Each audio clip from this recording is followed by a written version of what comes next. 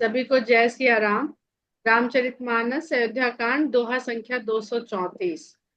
निषाद राज भगवान राम के से मिलन होगा, इस बात का भरत जी को और बल दे रहे हैं और उनका जो क्षोभ है उसको दूर करने का, उनके भीतर जो पश्चाताप है उसको दूर करने का और प्रयास कर रहे हैं और कहते हैं कि लगे होन मंगल सगुन सुनि गुनि कहत निषाद मिटी ही सोच होइए है हरस पुनि परिणाम विषाद। तो जीवन में भी हमारे लिए मंगल क्या है और हमारे लिए हर्ष का विषय क्या है, हमारे सोच को अर्थात चिंता को मिटाने वाला क्या है, यह भी निषाद राज के द्वारा इस दोहे में हमें गोस्वामी जी बताने का प्रयत्न कर रहे हैं। सेवक बचन सत्य सब जाने आश्रम निकट जाई नियरा। अब सेवक वचन, सेवक के वचन, तो भरत जी क्या निषाद राज को सेवक समझ रहे हैं? सेवक समझ रहे हैं, पर किसका सेवक? राम का सेवक, अपना सेवक नहीं। जो राम का सेवक है उसके वचन जब भरत जी सुनते हैं तो सत्य सब जाने, वो सब चीज को सत्य जानते हैं, मानते नहीं है, सत्य जानते भी। आश्रम निकट जाई नियराल, और चलते चलते आश्रम के धीरे धीरे निकट पहुंच रहे हैं। निकट पास को कहते हैं और नियराना कहते हैं। जैसे हम जब चलते हैं तो वो चीज नहीं खिसक के पास आ रही है, हम उसके पास जा रहे हैं, पर इसमें थोड़ी सी गति है। नियर आने, निकट एक स्थिर भाव है और नियर आने में गति है। क्योंकि अगर अवध क्षेत्र में देखेंगे तो वहां पे ऐसे ही बोलते हैं कि नियर आ गए। जब पास पहुंच गए तब हम ये कहते हैं कि नियर आ गए। और मुझे हमेशा लगता है कि अंग्रेजी का नियर शब्द कहीं ना कहीं संस्कृत का कोई शब्द है, ये घूमता फिरता इसी से वहां तक पहुंचा होगा। तो नियर, NEAR, नियर जो हम लोग पास और नजदीक के लिए इस्तेमाल करते हैं। तो जब और निकट पहुंच गए तो भरत दीख बन शैल समाजू मुदित क्षुधित जनु पाई सुनाजू ईति भीति जनु प्रजा दुखारी त्रिविध ताप पीड़ित गृह मारी। भरत जी ने पर्वत पर स्थित जो वन का साम्राज्य है उसको देखा और ऐसी दशा हुई भरत जी की जैसे कोई बहुत दिनों का भूखा और सुंदर अनाज को पा जाए, ऐसी अवस्था आनंद की भरत जी की हो गई। मुदित मुदित हो गए, क्षुधित क्षुधा से पीड़ित, जन पाई सुनाजू, जैसे सुनाज पा करके मुदित हो जाए। ईत भीति जन प्रजा दुखारी, जैसे किसी राज्य में ईति का भय हो गया हो, ईति रूपी संकट आ गया। हमारा देश या पूरा संसार अन्न पर तो सभी आश्रित है, चाहे वहां जिस चीज की प्राथमिकता हो, प्रधानता हो, पर अन्न एक ऐसी चीज है जिस पर सभी आश्रित है। तो इति उस कृषि पर आने वाले संकट को कहते हैं जिसमें बाढ़, सूखा, चूहा, टिड्डी, तोता और आक्रमण, ये 6 शत्रु हैं फसल के, कृषि के। और अगर ये क्षय के क्षय एक साथ आ जाए तो दशा क्या होगी? कितना भूखा हो जाएगा वहां का व्यक्ति, क्योंकि भरत जी की जो क्षुधा है उसकी बात करी जा रही है। तो कहीं से भी उनकी क्षुधा शांत होने का कोई भी तरीका है नहीं। हो ही भरत गति ते ही त्रिविध ताप पीड़ित ग्रह मारी, और इसके साथ साथ तीनों तरह के ताप, दैहिक, दैविक, भौतिक, देह से होने वाला, देवों से होने वाला, और भौतिक से आध्यात्मिक, सब तरह के ताप से पीड़ित जब जीव हो जाता है, जब मनुष्य हो जाता है, और ऊपर से ग्रह की मार भी लग गई, ग्रहों की दशा भी सब प्रतिकूल हो गई। आप लोग देखते होंगे कि कोई महामारी आती है या कोई इन्फेक्शन ऐसी आजकल वायरल फैल रहा है, तो किसी को होता है, किसी को नहीं होता है। तो जिनका इम्यून सिस्टम बढ़िया है उनको नहीं होता है, जिनका इम्यून सिस्टम वीक है उनको जल्दी से पकड़ लेता है। उसी तरह ग्रह, जब कोई बुरी ग्रह की दशा लगती है तो सब पे क्यों नहीं असर करता है, किसी ना किसी का एक कोई ग्रह होता है जो बुरे प्रभाव वाले ग्रह की दशा को संभाले रहता है। लेकिन सारी ग्रह दशा ही प्रतिकूल हो जाए, विपरीत हो जाए, तो फिर कौन बचाएगा। तो कितने तरह के संकट से ये जीव यहाँ पर राम से बिछुड़ने के कारण पड़ जाता है। ये भरत जी का जो चरित्र है, जो व्यक्तित्व है, उसके द्वारा हमको समझने में मिल सकता है। जाई सुराज सुदेश दुखारी सुखारी, ऐसे व्यक्ति को अगर ऐसे देश में पहुंचा दिया जाए जहां बढ़िया सुंदर राज, सब कुछ संपन्नता है। संपन्नता है। म्यूट कर लीजिए प्लीज, सब लोग म्यूट रखिए। जो लोग देर में जुड़ रहे हैं, पहला काम किए करें कि अपने को म्यूट कर दिया करिए तुरंत। हो ही भरत गति ते ही अनुहारी, उसके अनुसार ही भरत की गति हो रही। गति यहाँ पर उनकी चाल तो बढ़ी गई है, ये जो दशा है, जो उनकी शारीरिक मानसिक दशा है, उस अनुसार हो रही कि अब तो बस यहाँ तक आ गए हैं, यहाँ तक आ गए हैं। रामबास बन संप्रति भ्राजा, सुखी प्रजा जन पाई सुराजा। रामचंद्र जी के वहां पर वास करने के कारण वन की जो संपत्ति है वो ऐसे शोभायमान हो रही है जैसे सुराज मिल जाने पर प्रजा सुखी हो जाए। तो अयोध्या की प्रजा बड़ी सुखी है, पर क्या वन प्रदेशों में भी ऐसा ही सुख शांति समृद्धि है? यहाँ पर दो बातें मुझे समझ में आती हैं। एक तो ये कि हमारे वन प्रदेशों की भी सुख समृद्धि सुरक्षा बहुत आवश्यक है। राम राज्य से पहले भगवान राम अपने वन के प्रांतों की सुरक्षा व्यवस्था, संपन्नता, सबका ध्यान रखते हैं, सबका जिम्मा उठाते हैं और उसे ठीक करते हैं।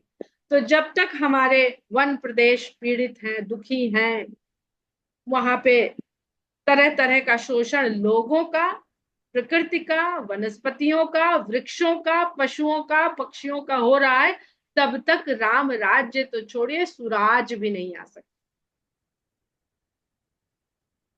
तो ये कितना सुंदर संदेश है मनुष्य के अपने पूरे जीवन के लिए और एक राजा के कर्तव्य के लिए। सचिव विराग विवेक नरेशु, विपिन सुहावन पावन देशु। तो विवेकशील राजा को पा करके जो उसके मंत्री हैं वो वैराग्य, अब क्या होता है इसको आज के उससे संदर्भ से समझ लीजिए कि जो मंत्रीगण होते हैं वो क्यों मंत्री बनते हैं? वैराग्य के लिए बनते हैं कि भोग के लिए बनते हैं? मंत्री बन गए तो हाँ, अब उनकी समृद्धि और संपन्नता देखिए, छुपा छुपा के रखने के बाद भी प्रकट हो जाती है, तो वैराग्य नहीं आता है। मंत्री का कैसा होना चाहिए स्वभाव, उसकी सोच, वैराग्य होना चाहिए। अपने सुख के लिए नहीं, पूरे समाज के, पूरे राज्य की समृद्धि सुख सुरक्षा का जो चिंता करे। तो सचिव विराग विवेक नरेश, विवेक ही राजा है और वैराग्य उसके मंत्री हैं। विपिन सुहावन पावन देशु, इस पवित्र देश, ये जो वन का प्रदेश है, ये किसी पवित्र देश की भांति सुहावना हो रहा। हट जम नियम शैल राजधानी, शांति सुमति सुच सुंदर रानी। अब राज्य है तो योद्धा भी होने चाहिए। योद्धा कौन है इस राज्य का? ये हमारे जीवन का, हमारे वनों का और हमारे राज्य का, तीनों पर ये सिद्धांत पूरी तरह से एप्लीकेबल है। जम और नियम, यम और नियम या इसके योद्धा हैं, और राजधानी ये पर्वत, क्योंकि वहां पर राम स्वयं वास कर रहे हैं। उसके आसपास के जितने वन और दूसरे पर्वत हैं वो सब राज्य हैं, लेकिन राजधानी वो है जिस पर राम स्वयं वास कर रहे हैं। यम और नियम, यम जो हम लोग योग के द्वारा समझते हैं, पढ़ते हैं, अहिंसा, सत्य, अस्तेय, अपरिग्रह और ब्रह्मचर्य, ये नीचे लिखा हुआ है। जिनके पास टीका सहित रामचरितमानस है वो पढ़ सकते हैं। पर अगर इसको हम देखें, योद्धा, हम भी अपने अपने जीवन के एक योद्धा हैं और हम सब भी अपने जीवन के संघर्ष का युद्ध ही लड़ रहे हैं। तो अहिंसा, सत्य, अस्तेय, ब्रह्मचर्य और अपरिग्रह। सब ज्यादातर चीजें हमें समझ में आ रही हैं। अपरिग्रह कहते हैं कि दान का अस्वीकार करना। अब दान का अस्वीकार क्यों करना? हम लोग तो कहते भाई दान, अरे दान तो छोड़िए, कहते भगवान का दिया है जो है सब कुछ लेते जा रहे हैं। नहीं, अपनी आवश्यकता से अधिक दान भी लेना संचय में आता है। अर्थात संपत्ति हो पर उतनी ही हो जितनी की आपको आवश्यकता है। उससे अधिक संपत्ति को जो रखता है वो यम जो पहला चरण है, योग के अष्टांग योग का पहला चरण है, उसको भी नहीं पूरा कर रहा है, फिर वो किस प्रकार से एक योगी हो रहा है। आजकल बहुत सारे योगी हो गए हैं, तो ये भी हम समझ सकते हैं कि कितने चरण हम पहले चरण में ही हम सब फेल हो जाते हैं। फिर कहते हैं नियम। नियम में है शौच है, संतोष है, तप, स्वाध्याय और ईश्वर प्रणिधान। शौच यानी भीतर बाहर दोनों की स्वच्छता। ये नहीं कि हमने बाहर से तो अपना को सब स्वच्छ कर लिया पर मन से मैल अभी भी भरा हुआ है। संतोष, जब हम अपरिग्रह को धारण कर लेंगे अपने भीतर तो संतोष करना पड़ेगा, संतोष लाना पड़ेगा। ये सब कठिन है, इसलिए वन में रहते हैं ऋषि मुनि जाके। इसलिए नहीं रहते हैं कि उन्होंने कुछ और प्राप्त करना है। पहले ये सब सीखने के लिए वैराग लेकर के वहां जाकर के रहते हैं और सुख सुविधाओं से वंचित जीवन जीने का अभ्यास करते हैं, तो आता है तप। इसको अपने जीवन में धारण करने के लिए जो कष्ट पीड़ा तपाना पड़ता है अपने आप को, वही तपस्या है। और फिर स्वाध्याय के द्वारा भगवान की जो परम सत्ता है उसको स्वीकार करना, अपने को उसके अधीन मानना, यानी अहंकार से मुक्त। तो ये भट्ट जम नियम शैल राजधानी, यही वहां के योद्धा है। और सुंदर रानियां जो हैं वो शांति और सुंदर बुद्धि। तो जब ये दो चरण पार कर लेते हैं तो शांति भी आती है और बुद्धि, सुंदर बुद्धि हो जाती है। सकल अंग संपन्न सुराऊ, रामचरण आश्रित चित चाऊ। अयोध्या कांड में 13 बार चित्त शब्द का प्रयोग हुआ है। बाल कांड में 13 बार चित्त शब्द का प्रयोग हुआ है। अन्य कांडों में 3 या 2 इतनी बार ही प्रयोग हुआ है। क्योंकि अयोध्या कांड में तो चित्रकूट का ही सबसे अधिक वर्णन है, तो यहाँ पर मनुष्य के भीतर, जीव के भीतर जो विराजमान चित्त है उसको गोस्वामी जी अधिक से अधिक भगवान की ओर कैसे लगे यही बताने का प्रयास कर रहे हैं। और बाल कांड में शंकर भगवान का चित्त सदा राम में लगा ही रहता है, तो इसलिए सबसे अधिक चर्चा जो चित्त की हुई है वो बालकांड और अयोध्या कांड में हुई है। और बड़ा अच्छा लगा कि 14 वर्ष के वनवास में 13 बार तो अयोध्या कांड में ही चित्त का आ गया, तो वो एक क्यों छोड़ दिया गोस्वामी जी ने? अगर एक नहीं छोड़ते तो 1 वर्ष सीता जी ने लंका में बिताया था, क्योंकि उनका चित्त स्वर्ण की ओर चला गया। लीला थी, पर मनुष्य के लिए, जीव के लिए तो चित्त भटका और पूर्णता में कमी रह गई।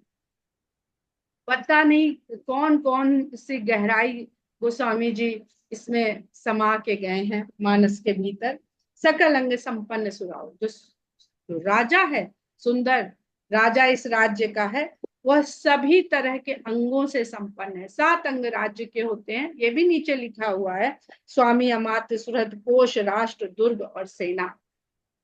अब ये वन में किस प्रकार सब संपन्नता है इन चीजों की, यह भी आप इस प्रसंग को जितनी बार पढ़ेंगे उतनी बार आपको स्वयं मिल जाएंगी ये चीजें। रामचरण आश्रित चित्त चाहो, क्योंकि राम के चरणों के ऊपर जो चित्त है वो आश्रित हो गया है। तो ये सब सुनने में बड़ा कठिन लगता है, लेकिन अगर हम वास्तव में राम के चरणों में अपने चित्त को लगा दें तो ये चीजें सहज और सरल होती चली जाती हैं। जीति मोह महिपाल दल सहित विवेक भुआलु, करत अकंडक अकंटक राजपुर सुख संपदा सुकार।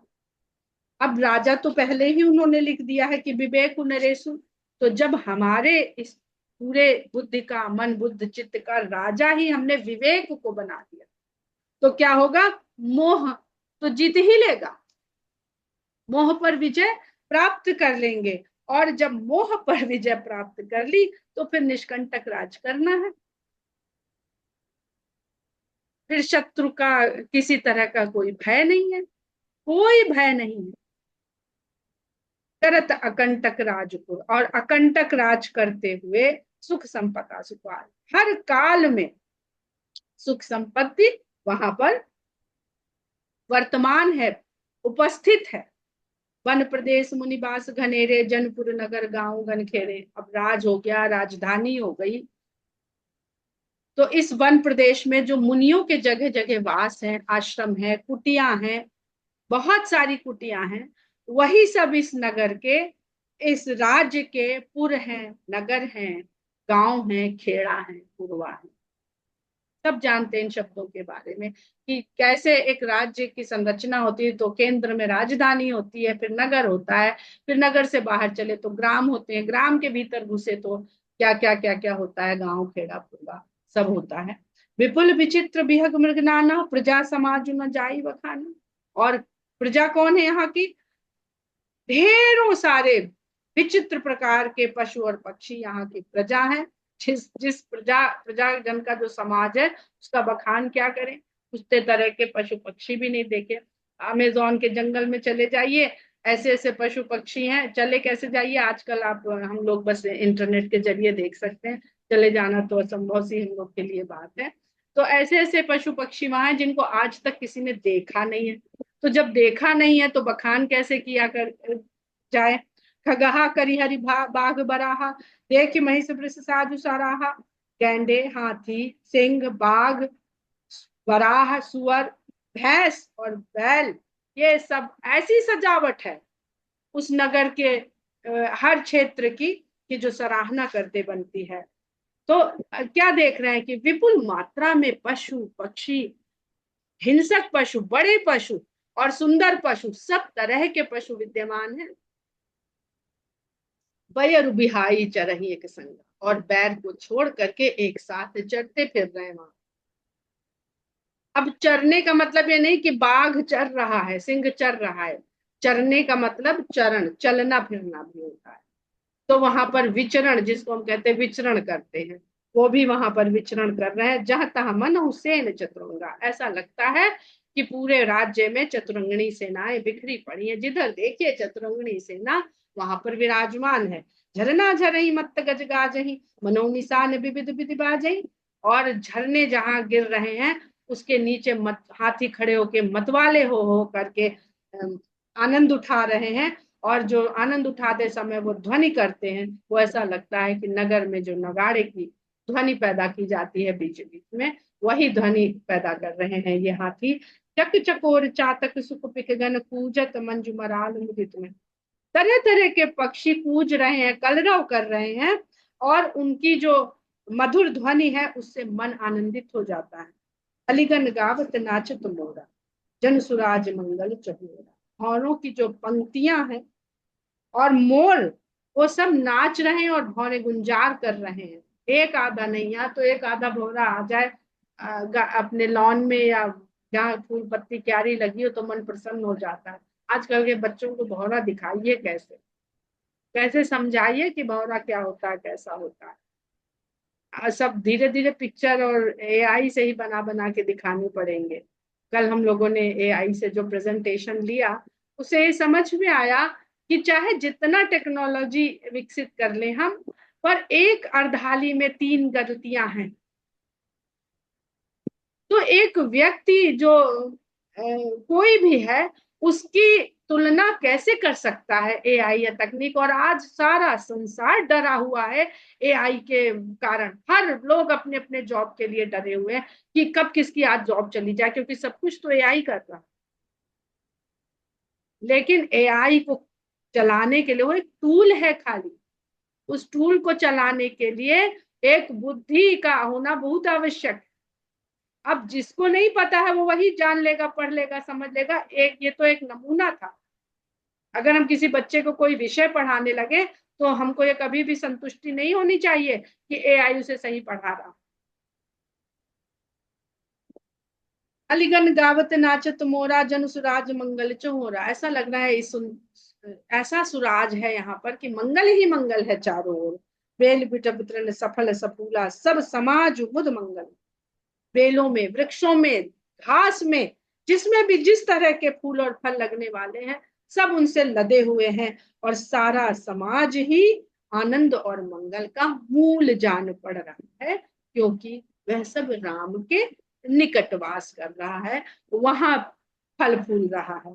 राम सैल शोभा निरखी भरत हृदय अति प्रेम तापस तप फल पाई जिम सुखी सिराने में। रामचंद्र जी के पर्वत की शोभा को देख करके खाली खाली अभी राम के दर्शन नहीं हुए, खाली उस पर्वत की सुंदरता के दर्शन हो गए हैं।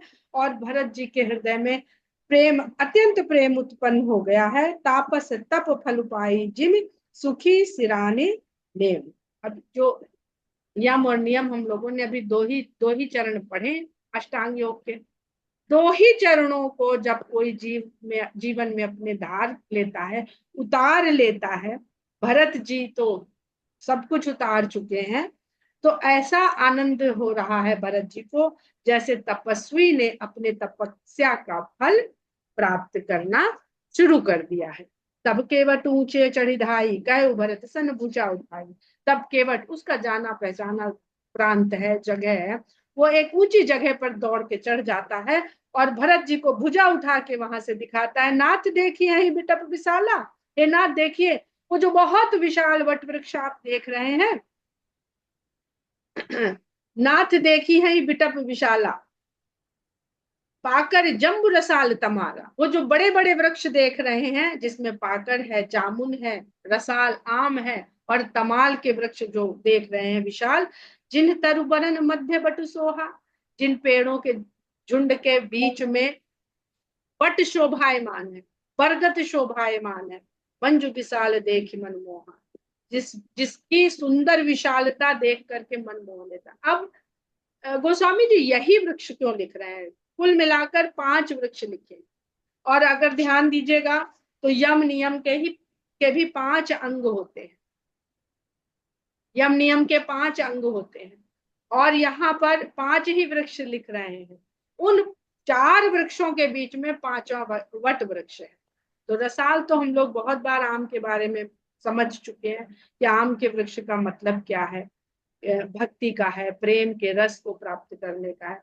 बाकियों पर भी हम लोग और चिंतन करें और अध्ययन करें। और ये जान तमाल को भी भगवान राम के सौंदर्य से जोड़ा जा गया है बहुत जगह, कि वो जिस तरह से वो सांवले रंग का श्यामल होता है, उसको भगवान के जब पूरे शरीर का गोस्वामी जी लिखते हैं तो तमाल वृक्ष के समान लिखेंगे। जब खरदूषण का वध किया है वहां पर शायद उन्होंने लिखा है।